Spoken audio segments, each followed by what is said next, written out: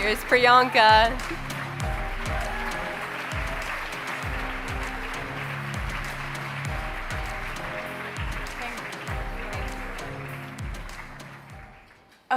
Good afternoon, everyone. I'm going to just keep it here. Good afternoon, everybody. This is Ava. She's 16 years old.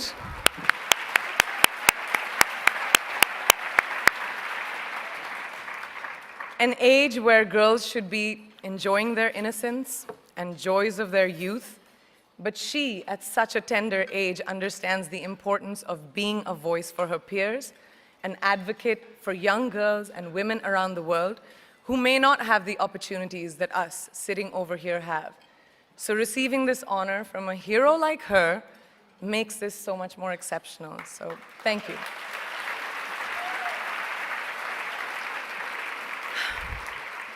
Good afternoon, and thank you, and wow, I am so privileged and so honored to be sharing this afternoon with all of you and these incredibly amazing women that are being honored today.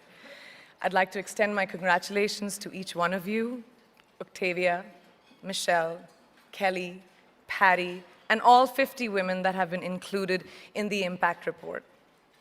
Your achievements not just inspire me, but also so many others to work harder, to be better, and to make a dent wherever we can. So I'm very, very proud to be standing alongside of you.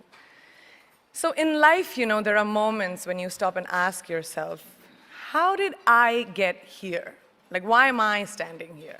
Well, this is definitely one of those moments for me. And I find myself going back to the beginning, back to my roots. I was born to incredible parents, amazing parents who served as doctors in the Indian Army. I was the firstborn, and as far back as I can remember, I made my parents very proud and happy 99% of the time. Okay, slight exaggerations of personal achievements are allowed from time to time, don't you think?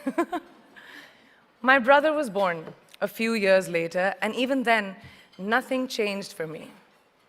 We were both given equal opportunities, and I want to emphasize this. I want to really emphasize this for you because I don't think a lot of people might understand that being equal might seem very normal. But where I come from, India, and a lot of developing countries around the world, more often than not, this is an exception. It's actually a privilege. My first experience of the glaring disparity between boys and girls came at a very, very young age. I grew up in a middle-class family with extremely philanthropic parents who constantly reminded me and my brother how lucky we were and how giving back to those who were less fortunate was not a choice. It was a way of life. Simple. I was 7 or 8 years old when my parents started taking me on these visits in a traveling clinic to developing communities around and villages around the city that we lived in called Bareilly. We were packed into this ambulance, and my parents would provide free medical care to people who couldn't afford it. My job at the age of 8 was assistant pharmacist. So I would count all the medicines, put them in an envelope, and give it out to patients, and I really took my job very seriously, very seriously. But the more I went on these expeditions, the more I began to notice the simplest things that distinguished a boy from a girl, or a man from a woman. For example, girls were pulled out of school when they hit puberty because they were considered ready for marriage and babies. That's 12 and 13, while boys still enjoyed their childhood. Or basic human rights, such as healthcare, were denied just because they were women. Let's call this whole experience trigger number 1 for me. Fast forward a few years and many, many triggers in between. Like a producer-director, for example, early on in my career, I must have been about 18 or 19, telling me that if I didn't agree to the ridiculous terms or painfully low salary in his movie, that he would just replace me. Because girls are replaceable in the entertainment business. That was a memorable one. Made me decide to make myself irreplaceable. But I think what really moved the needle for me and ultimately led me to create the Priyanka Chopra Foundation for Health and Education, and around the same time partner with UNICEF, was an encounter with my housekeeper's daughter.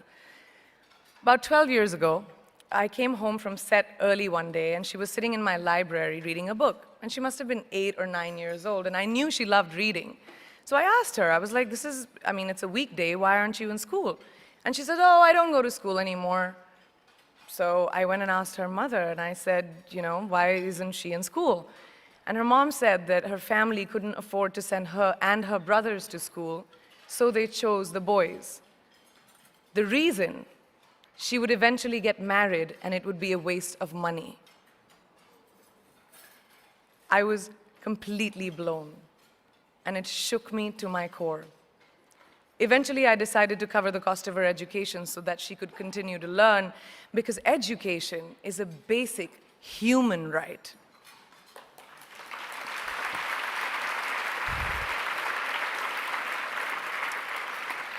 And a huge necessity, especially today. From that point on, I was determined to make a difference in as many children's lives as I could, in whatever big or small way that I could contribute. There's a really, really beautiful quote that I read recently, and I think it's absolutely appropriate to explain what I'm trying to say today. The hand that rocks the cradle, the procreator, the mother of tomorrow, a woman shapes the destiny of civilization. Such is the tragic irony of fate that a beautiful creation such as a girl child is today one of the gravest concerns facing humanity. Girls have the power to change the world. It is a fact, and yet today, girls are more likely than boys never to set foot in a classroom, despite of all the efforts and progress made over the last 2 decades. I'm just going to give you a stat, more than 15 million girls of primary school age will never learn how to read or write, compared to 10 million boys. Primary school, it's the beginning of our future. Over the last 11 years, I have witnessed firsthand the incredible work that UNICEF does for children around the world, especially victims and survivors of child marriage, displacement, war, sexual violence. But there is still so much work to do. And for me, that is the fuel to my fire. The reason I'm so committed to this cause, and that is where my passion stems from, because I know that a girl's education not just empowers families, but communities and economies. A result of her education, we all do better. It's just as simple as that.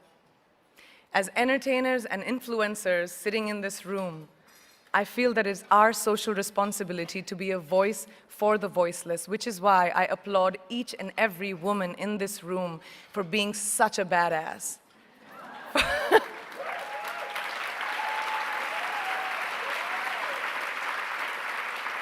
For using your platform and your voice to contribute to change, and for ensuring that there is not even one lost generation as long as we are alive. I'd like to thank Variety and all of you for encouraging me and all of us in this room to keep going and fighting on. Thank you so much.